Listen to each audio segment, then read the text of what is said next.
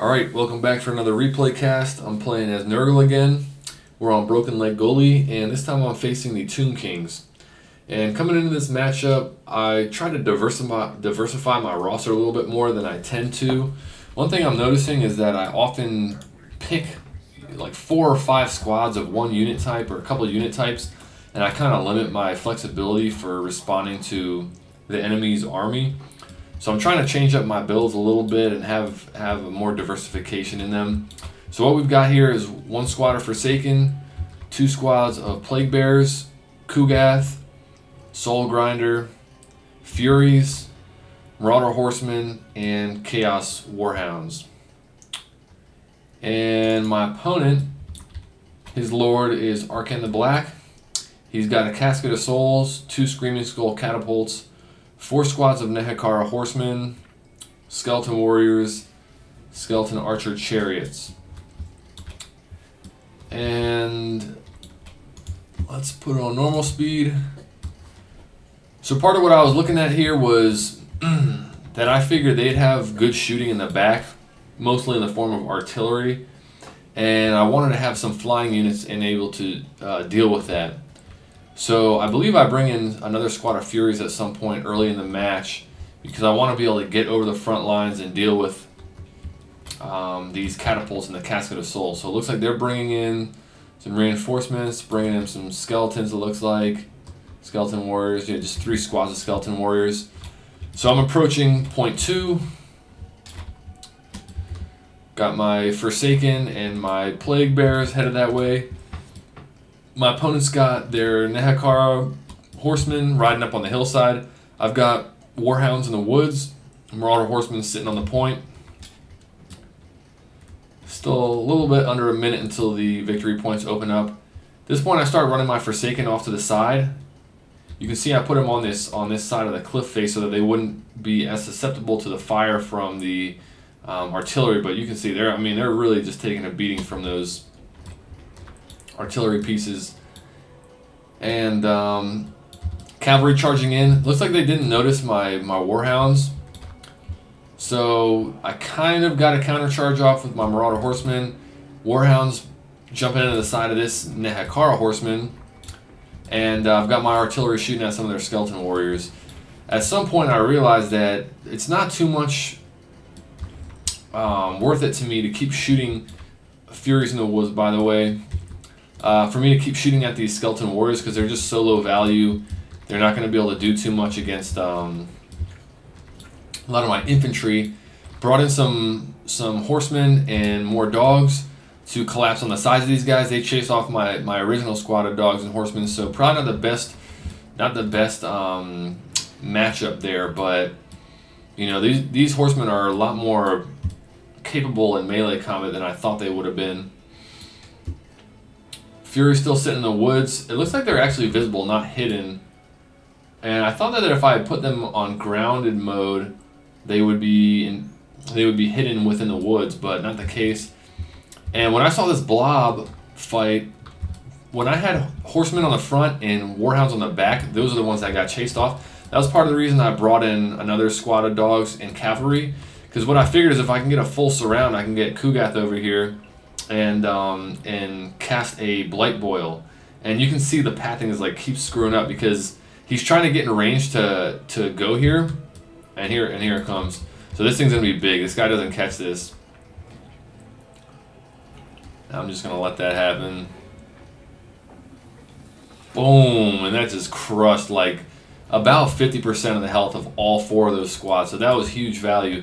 But he kept pathing, trying to go up this way around because he was out of range. So like the pathing is not super smart when you're trying to cast spells and there's not immediately passable terrain in between their target and where they are. But unfortunately, they were able to chase off my other hounds, and this squad of Marauder Horsemen is probably going to get chased off as well. Plague Bears doing their job, sitting on the point, holding it. Furies, I lifted them off of ground, and I've got them flying to pressure the artillery. You can see the Screaming Skull Catapult has taken some damage from my Soul Grinder and Kugath shooting in on them. Probably not the best for the artillery to be targeting my lord. I would assume that these are better off shooting at blobs of infantry troops and whatnot, but my front line is pretty much gone. My Forsaken are coming back with only 43 models and, geez, about 20% health, maybe less than that. And this squad of Furies is getting chased off. They got some shooting in on them with their chariot archers and just did not fare well in melee combat. I think they cast a spell on top of these guys as they landed. But, you know, my objective is just sit on point 2, hold that in the middle, and then take point 1 back. So I got a squad of Plague Bears coming uphill. They chased off all my squads of cavalry. They've got a little bit of a point lead here. And my hounds also got chased off, but one squad of hounds recovering, really low health. Exalted Plague Bears on the way to assist. And at this point, having these archers up on the hillside is not great for me. Them getting shots down, downhill on the point 2 is pretty painful, but they don't have an infantry blob really to push on to point 2, so I'm not too worried about losing this area. I'm just making sure that I sit on top of it, get shots with my artillery pieces, and that's basically that for now. So my Furies were able to chase off the catapults, and I've now got them on top of some skeleton archers. I think he was probably distracted with troop movement and didn't realize that he could just chase these guys off with one summon. So they're getting pretty good value. Archers shooting in on Kugath. Ushabti's summon coming down. Luckily the Soul Grinder and Kugath are both large, so the Ushabti aren't getting their anti-infantry bonus. And although they dealt with the Forsaken that I had, they're not going to be able to do too much threatening here. And Kugath and the Soul Grinder are absolutely smashing this guy. Him being poisoned doesn't help. Furies coming in. Exalted Plague Bears just coming around to get on the point. Forsaken and Warhounds flanking on these Nehekara horsemen, so they're going to end up getting routed off. For me, it seems like Plague Bears, as long as they're not getting actively shot at by some kind of decent archer unit or artillery unit, they're pretty solid at just holding any kind of melee engagement and getting on top of points and getting the capture weight. Archers shooting at these Exalted Plague Bears. You see they got some pretty good damage off on the Skeleton Warriors. I believe that this squad was damaged from a round of their explosive rounds. And a little more damage there. Warhounds coming in. More Furies jumping on top of these Skeleton Archers. The Ushabti are getting shoot up. Arkhan the Black had a ride back. I believe he's on... Is he on horseback? Fata Buna on Chaos Furies. So yeah, I kind of had an idea that this guy was a little bit newer. He's on a chariot. Had a little bit of an idea that this guy was somewhat newer. The Fata Buna going on a Chaos Furies, like a low value unit like that for a high value spell. But also he had the 4 squads of Nehekara horsemen charging in one line to get over here. Was not a good idea, because when you blob up troops like that, you're just fighting inefficiently. You could be getting flanks with them. You're making them more susceptible to area of effect spells and whatnot. But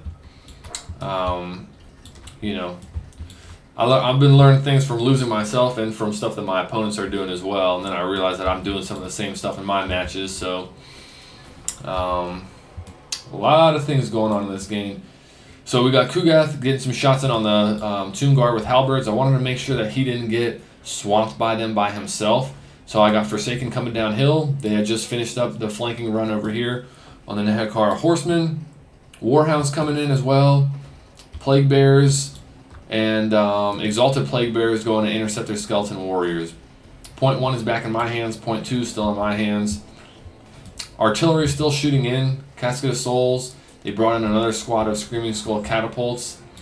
And they got a big thing of infantry coming downhill. And I get a good cast here, so I timed this Blight Boil. And I was like, given how this guy's playing, I don't think he's going to be reacting to spells too much. So I dropped that, and the timing on that was just... Damn, that was perfect. Just eviscerated the squad of elite spearmen, or a regiment of renowned skeleton spearmen, 2 squads of skeleton warriors. So again, like not super high value units, but just getting this low cost spell like that to do so much damage is pretty nice feeling. Exalted Plague Bears are always going to win this battle against the skeleton warriors, but they got archers firing in. They've got horsemen charging in as well. And so I'm trying to be attentive to make sure my lore's not getting chewed up too bad. Luckily, none of these troops are so elite and not really getting on top of him that he's going to be in too much trouble. Plague Bearers positioning themselves away from this fight. And if I was thinking in the match what I'm thinking right now, I was keeping them off of this area because the artillery fire was already going to be doing a lot of damage to infantry over here. And if I bring them in, they're not going to help so much on the fighting against the Tomb Guard and the, I guess there's 2 squads of Tomb Guard. So it's better for me to just leave them off to the side. In fact, that actually makes that Blight Boil even more valuable because I guess one of those troops coming down the hillside was a Tomb Guard. Casket of Souls on the way. I almost casted a, what is that spell called? Rancid Visitations on the Casket of Souls, but this is like one of those things that I'm starting to pick up on, and I figure maybe interesting for people to hear. So, okay, Nehekar Horseman mobbing my other Soul Grinder. I brought in another Soul Grinder for artillery, came to help him with some Marauder Horsemen.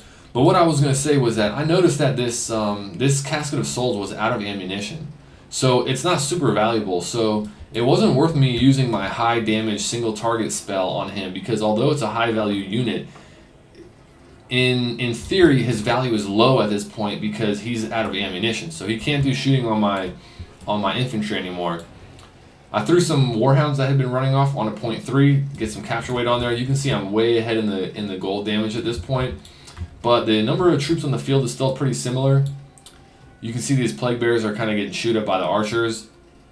And when I see another squad of skeleton archers moving up this way, I brought these guys back. Just, slowing down the Casket of Souls with some Plague Bears and my Soul Grinder. Keeping capture weight on here. Making sure I'm moving my troops around and keeping them not sitting on top of each other. A lot of skulls coming in still. Again, this is just like an ongoing theme of this match is like a lot of artillery shooting in here. And I really haven't gotten to give much of a look at the damage that my artillery's been doing over on his side, but I did, chase off some of his Screaming Skull catapults, shoot up some of the infantry with the Soul Grinders and with Kugath, and victory points pretty close. I'm a little bit ahead. I've got a double cap. I did it back off at this point because the archer's coming again, so, but I'm satisfied with that. With all the reinforcements that I have up here, the other Soul Grinder, Marauder Horsemen, Forsaken, I figured they'd deal with these guys. This battle is actually not going so well because they had 2 squads of Nehekar Horsemen, and they've got like, for my understanding, these guys are pretty cheap, but they've got good combat stats and they've got shields. So I brought in the squad of Forsaken up here to specifically deal with these horsemen. One thing that I've noticed is kind of weird about the Nurgle roster is they don't have a single unit that has anti-large damage. At least as far as I'm aware. I've looked through the roster, and that's one thing that really stuck out to me. I don't think there's a single thing on the roster that does anti-large damage. So for me, part of my struggle has been figuring out what units to bring against armies that are bringing large targets.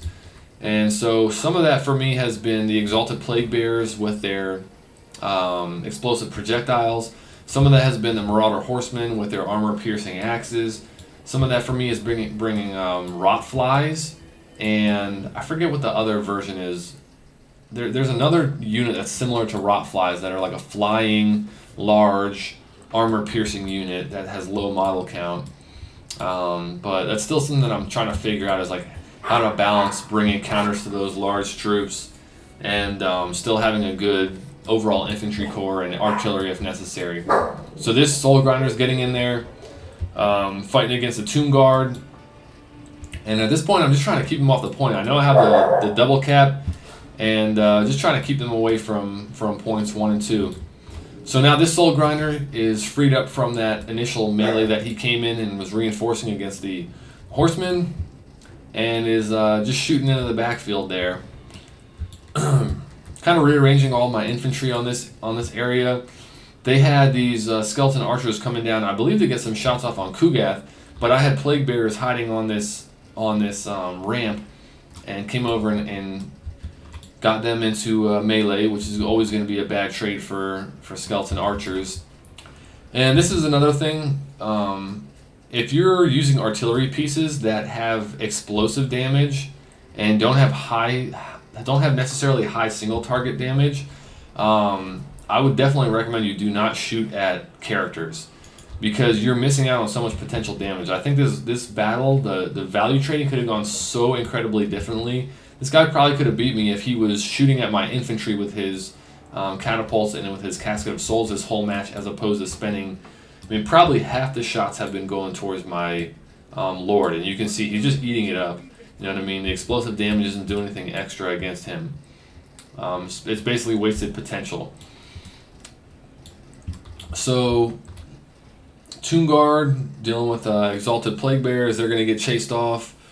Normal Plague Bears helping them. Forsaken pushing forward. He's got Nehekar Horsemen, some Skeleton Warriors, and he brought back in the Regiments of Renown. But not really having too much success pushing in here. And I've got some Marauder Horsemen off on the side. They can go deal with the Screaming Skull catapults. Another Soul Grinder sitting up on the ramp. Hold on 1 second. Alan! Shh! Excuse me there. That's my my sister-in-law's Pomeranian yapping at the door. RIP to anybody who has earbuds in right now. So again, value trading definitely going my way. Almost twice as much value as him. And I forget if the Tomb Kings get much healing. I think they do. I'm not sure how they're healing throughout the match compares to Nurgle, but I guess it depends on what lore you bring, what kind of magic you bring. Arkhan the Black charges back in, and they're starting to clear out my infantry over here, but I got a squad of Forsaken in the backfield, so it's going to be putting some pressure on the artillery. These Marauder Horsemen were kind of a throwaway. I've got more coming in on the other flank, and Exalted Plague Bears, which are going to be really, really hard for them to push through. My other Soul Grinder, all of his ammunition is taken up. This is one thing that I feel like I don't notice every time I play as Nurgle and I use Soul Grinders, is when they run out of ammunition, they just start going gung-ho, and they'll go straight for melee combat with whatever they were shooting at. So I wonder if I should start making a habit of putting these guys in guard mode. The only problem with that is you got to be attentive to the enemy moving their troops back out of shooting range, and then your guy will just stop and sit there idly. I think that's how the kind of like pathing and targeting AI works. But Kugath just sitting on his throne, chilling on the point, and at that point, I believe I just won on victory points. So well played to my opponent. I'm gonna take a quick look at the gold value, and let's see what we got here. So huge points on Kugath. He was pretty bare bones. I don't think I brought many of his abilities on him, so that's pretty good. Soul Grinder did pretty good. I'm not sure why value points aren't coming up on some of these guys. Seems like the damage value is glitched here for some of these. I wonder if that got reset because I brought them back on the field, but I don't think that makes sense. But Kugath really seemed to be the star on there. The Plague Bears definitely did a lot of work, and the Harpies definitely did a lot of work as well. Check out my opponent. Yeah, you can see one of those catapults did pretty good. That was probably one of the ones shooting at my Plague Bears and whatnot. The Nehekar Horsemen did alright. Only specific squads. He never got to get his Bone Giant in. Tomb Guard didn't get to shine too much. Archers didn't get to shine too much. This squad did, but... Anyways, well played to my opponent. Finally got a victory as Nurgle. I think I've only gotten like 2 wins out of probably like 15 or 20 games, but I guess that's a struggle of learning a faction that's maybe not as competitive. So I will see you on the next replay, and thanks for watching.